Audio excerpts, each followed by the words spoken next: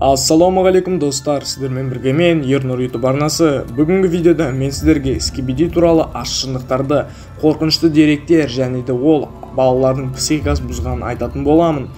Достар, алдыңғы видеода мен сіздерге Майнкрафт жайлы ащы шындық түсірдім, және содан кейін мен сіздерге айтқан болатынмын. Келесі видеода қандай видео түсірейін, сол кезде сіздер көпшілігі Скибиди туралы ащы шындықтарды айтқан болатын. Ал енді мен сіздерге бүгін Скибиди туралы ащы шындықтарды айтатын боламын. Видео басталмас бұрын қолдау ретінде арнаға тіркеліп, лайк басып, қоңыраушаны шертіп қойыңыздар. Ал енді келесі жолы қандай видео күтесіздер, соны комментарийге жаза кетіңіздер. Ал ендеше мен бастаймын. Бұл басы қара сұр дәретхана, оның ақ көздері және қорқынышты өңі бар. Дәретхана сынған сияқты. Дәретхананың артқы қабырғасында мақсаты белгісіз көптеген түймелер бар. Бұл дәретхана опциясы өте қауіпті. Ол нысанаға үлкен жылдамдықпен жақындап, оларды әп-сәтте өлтіре алады.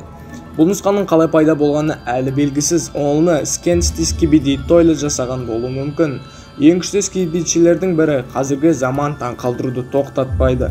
Жақында интернеттегі ең үлкен және ең түсініксіз ақмақтың доп болған сияқты. Бірақ қазір жаңа психикалық тренд пайда болды.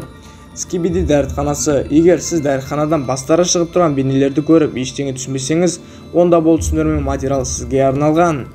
Бұл психикалық бейненің танымал болғаны сонша, автор оның негізінде тұтас анимациялық сериал жасауды шешті. Сюжет: Скибиди дәріханалар әлемді жаулап алып, адамдарды өз түріне айналдырады. Операторлар бұл масқараға қарсы тұр. Бұл сыртқы бақылау камерасы түріндегі басы бар гуманоидтар. Скибиди дәріханасын қалай жеңуге болады? Басын жууға, жарып тастауға немесе атуға болады, бірақ бәрі оңай емес. Онда бастықтар бар, солардың бірі Джимен. Скибиди дәріханасы және тағы да басқалар. Олар лазерлерді түсіріп бүкіл қаланы жарып жібере алады. Бірақ операторларда бейқабет тумайды. Олардың көптеген одақтастары бар. Олардың барлығы бір-бірімен үнемі көріседі, бірақ әлі де соңғы жеңімпаздар жоқ. Скибиди дәріханасы бұл не? Достар, егер сіздер Скибиди туалет не екенін білмесеңіздер, мен сіздерге қазір түсіндіретін боламын.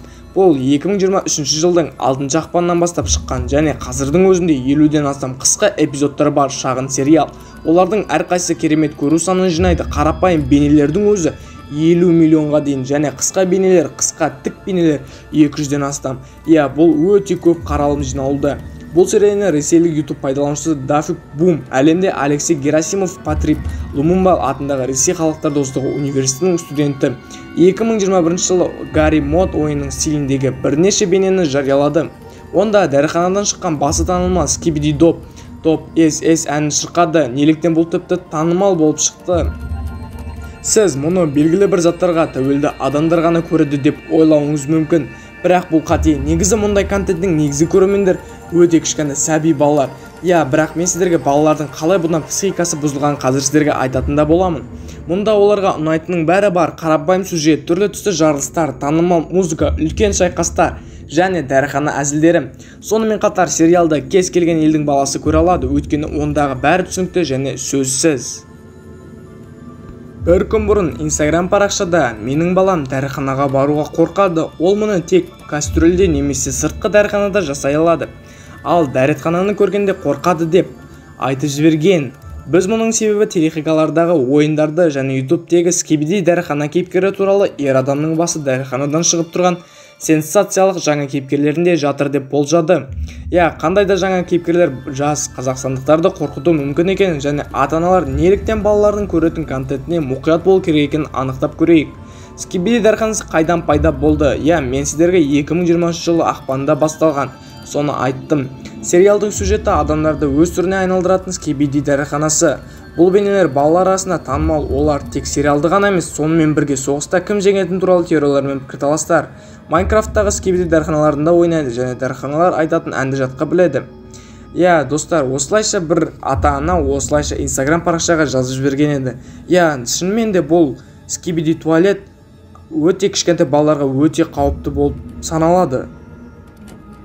Және енді достар, тағы да ескерте кетейін. Бұл видео кішкентай балаларға психикасы бұзылған және кішкентай балаларға арналмаған. Сол себепті тағы да сіздер егер кішкентай бала болсаңыздар, психикаңызды бұзылғыларыңыз келмесе, онда көрмей қоюларыңызды сұраймын. Ал ендеше мен жалғастырайын. Сюжет дамып келе жатқанда басының орнына адам денесі және бейне бақылау камерасы бар адамдар пайда болады. Олар да Скибиди дәріханалармен күресіп жатыр. Жерге осы үшін келген сияқты кейінірек біз кейіпкерлердің тағы бір нәсілін көреміз. Бастарына арналған музыкалық динамиктері бар адамдар камера басшыларымен бірге олар дәріханаға қарсы күрес бастайды. Кімнің жеңетіні әлі белгісіз, серия аяқталмады. Соңғы кездері балалар арасында Skibidi дәріханасын қолдану жиіліп кетті. Бұл ойын алаңның жабдықтары көңіл көтеру мен көңіл көтеруді қамтамасыз еткенімен, олар сонымен қатар ата-аналар білуі керек қауіпсіздікке үлкен қауіп төндіреді. Skibidi дәріханалары әдетте саябақтарда, мектептерде және балалар ойнағанда ұнататын басқа да қоғамдық орындарда кездеседі. Олар қарама-қарсы жағында екі тұтқасы бар шағын пластик ыдыстан тұрады. Бірі жоғары созылып, екіншісі төмен түседі. Идея жеткілікті қарапайым нысанды аймаққа бағыттаңыз. Астында жасырылған саңылауды ашу үшін алдыңға қақпақты көтеріңіз және тағы да басқа. Дегенмен қаншалықты кінәсі болып көрінгенмен, мамандар Skibidi дәріханалары дұрыс пайдаланылмаса ауыр жарақатқа әкелуі мүмкін екенін ескертеді. Ең бастысы, кішкентай балаларға оларды дұрыс басқару үшін қажетті күш немесе үйлестіру жетіспеуі мүмкін. Егер олар бұл дәріханаларды ересектердің қарауынсыз пайдалануға тырысса, олардың астындағы тесікке түсіп бас жарақатына немесе тіпті өлімге әкелуі мүмкін. Достар, мен сіздерге Skibidi туралы ащы шындықтарды айттым. Егер де ащы шындықтар түсінікті болса, комментарийға жаза кетіңіздер. Егер сіздер Skibidi туалеттің тағы екінші частын көргілеріңіз келсе, онда комментарийға плюс батырмасын басып және арнаға тіркелуді ұмытпаймыз.